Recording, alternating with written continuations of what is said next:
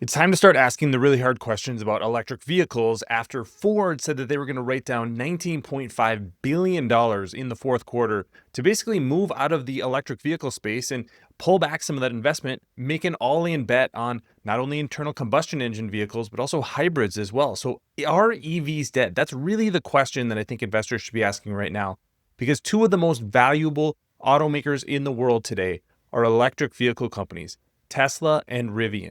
And it certainly looks like their fortunes, at least from an operating perspective, are going to be pretty poor over the next few quarters. So let's dig into what we found out this week and what the trends look like. My name is Travis Hoium. Thanks for watching Asymmetric Investing.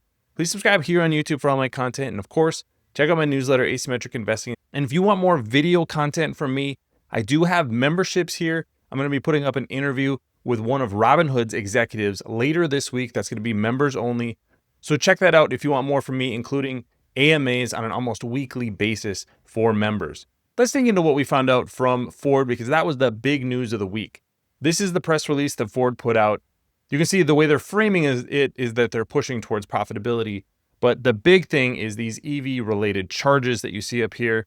If you go down a little bit at the bottom of this page, this is where they explain they expect to record about $19.5 billion in special items, with the majority of that coming in the fourth quarter.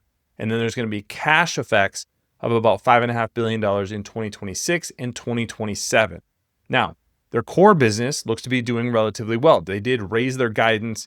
Adjusted EBIT expected to be about $7 billion, given strength of the underlying business. There's a lot of things going on here, but basically the way that you can read this is the traditional ICE business is doing relatively well at Ford, while electric vehicles have really struggled. Now, there's some Ford-specific things going on here, but a lot of this is general trends that we're seeing in electric vehicles. One of the big news items last week was that Tesla hit a 4-year low in their monthly sales in November. Now, you may remember in the US, the $7,500 tax credit ended at the end of the third quarter. It's also likely some of the renewable energy credit revenue is going to be drying up in the fourth quarter. So by the end of 2025 into 2026, that's going to make the economics for even Tesla look even worse. And this is where you have to look at some of the trends in the leading company in electric vehicles to see what is really going on here. This is Tesla's delivery numbers, and these are all trailing 12-month numbers. But you can see that things peak basically at the end of 2023. That was coming out of the pandemic. That was when we were still relatively short on vehicles, especially in the US. Traditional automakers had not purchased enough chips, so they were short on supply. Tesla was the one company that was growing their supply. They were able to raise their prices. They were able to increase the growth in the number of sales of vehicles. But since then, things have been in a steady decline. And remember, the fourth quarter is likely to get even worse. Over this same period of time, we've also seen Tesla's margins get worse. They had to lower the price of vehicles coming out of the pandemic as suppliers brought on more supply. The supply and demand, we were no longer in a case where demand far exceeded supply, where companies could basically charge whatever they wanted for vehicles. That's really what drove the high margins for Tesla during the pandemic. Now we get to more of a normal environment today. You can see that those margins have come down dramatically. The operating margin is actually worse than most of its traditional competitors like General Motors and Ford. Gross margin is going to be a little bit higher because they're not paying dealers, so they're going to keep that margin in-house. But overall, Tesla's profitability per vehicle, not really any better than anyone else you see in the industry. If we go over to Rivian, things aren't getting much better. The thing to note with Rivian is the December 2024 quarter was when they started to record a lot of the credits, the renewable energy credits that they had sold to other companies. They've been basically holding those throughout 2024 so that they could get to a positive gross margin at the end of 2024. But that was kind of a one-time thing. And so their margins are likely to come down at the end of 2025 and then into 2026 as well. So the economics.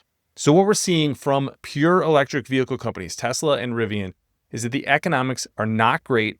The volume is not getting any better. People are not choosing to go to electric vehicles, and now that's even more the case now that the $7,500 tax credit has gone away.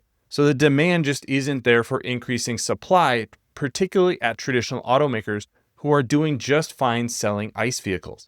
Here's a look at some of General Motors' operating metrics. You can see that revenue continues to grow. Yes, as Tesla's revenue declines in the auto business, GM is actually taking market share. Now, those margins have come down a little bit in the last couple of quarters. We'll see where those end up at the end of 2025. And a lot of that is in large part because of tariff impacts. A lot of those are going to be short-term in nature. So by the time we get to 2026, kind of back to a normal operating environment. And remember, The regulatory credits that companies like GM and Ford had to buy previously that were benefits for companies like Tesla and Rivian, that's not going to be a headwind for them in the future. So some of these changes to CAFE standards and things like that are actually going to be helpful to GM's margins.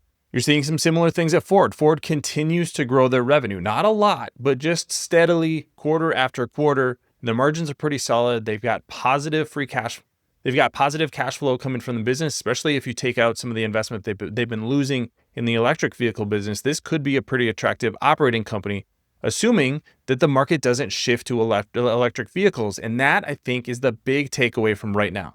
Buyers are not choosing to go to electric in the way that a lot of people thought they were. Even automakers like GM and Ford a few years ago thought that they needed to go all in on electric vehicles. GM said they were going to be 100% electric by 2030. They've now completely backed away from that because we've seen that there is plenty of demand for ICE vehicles. And if there's not a government push through subsidies, through regulations, that the market is saying that ICE vehicles and hybrids, that's really where Ford and GM are making a lot of their investment for the future, is hybrid vehicles. So going part way to electric, but then not having that range anxiety.